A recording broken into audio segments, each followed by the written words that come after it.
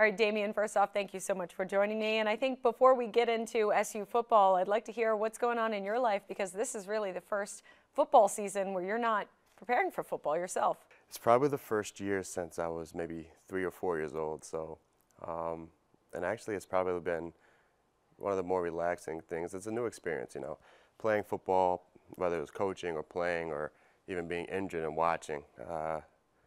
You always have a routine come summer, come fall. And this year I've had no responsibilities, nothing to keep me in, and it's been nice to be kind of like a regular civilian. All right, well, coming off a 3-win season, what can you say to Syracuse fans to assure them that this year will be better? Well, there's a bunch I can say to Syracuse fans, especially from having came off once a 1-win season as well as a 4-win season, but also a Big East championship in between that. If you look at the landscape of college football over history, not every single team has stayed up there. You know, the schools that we look at now as kind of like the powers, like in Oregon, they weren't a factor 10, 15 years ago. Nobody thought about Oregon. Ohio State was, you know, they'd have a good season, then all of a sudden they'd have a 7-6-win season. So it happens. College football is probably one of the ultimate sports where it's going to go ebbs and flows for teams. And, you know, what's funny is the teams that always come back have the best fan base. So we want to see our team, you know, we complain that we don't win a national championship, but winning one in football is probably the hardest sport to win one in. But then they say we just want a good team. Well, we go 7-5, win three bowl games in 4 years, and people are still unhappy. So at some point, I think the expectation of the fans, they have to do their part. All right, a fill in the blank here. Syracuse rebounds this season if? Well, the line has some experience, which helps. You know, they've had some guys that had to play a lot last year because people got injured. So they've had some experience there. I've always said, if you want to see who's going to win a football game, you watch the first 2 series, first quarter, and just watch both lines go at each other. Whoever's winning that battle is probably going to win the game. I think having Terrell back healthy, and I think one of the best things, a blessing in disguise for him, was actually getting hurt, because you get to take a step back and kind of see the game from a different perspective.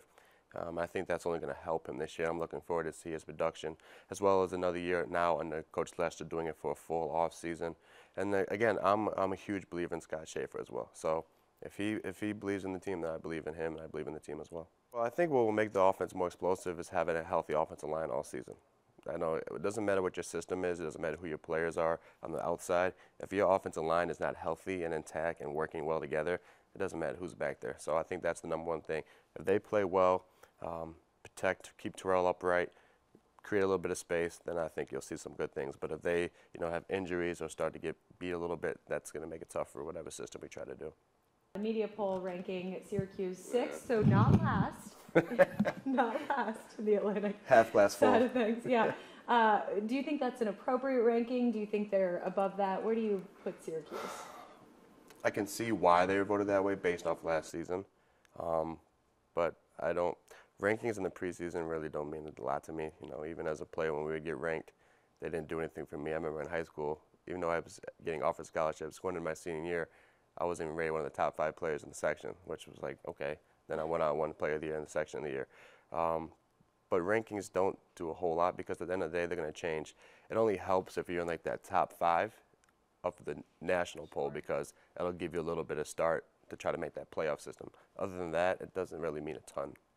Dare I ask you for predictions for this season? Check back with me after camp. I want to see how we get out of camp healthy. Because if something happens or injuries, that changes everything. So if we stay healthy, though, through camp, I'll do this. If we're healthy all the way through camp, especially on the offensive line, I see 7 or 8, and I see a bowl game, and us winning a bowl game. All right. Surprising a lot of people.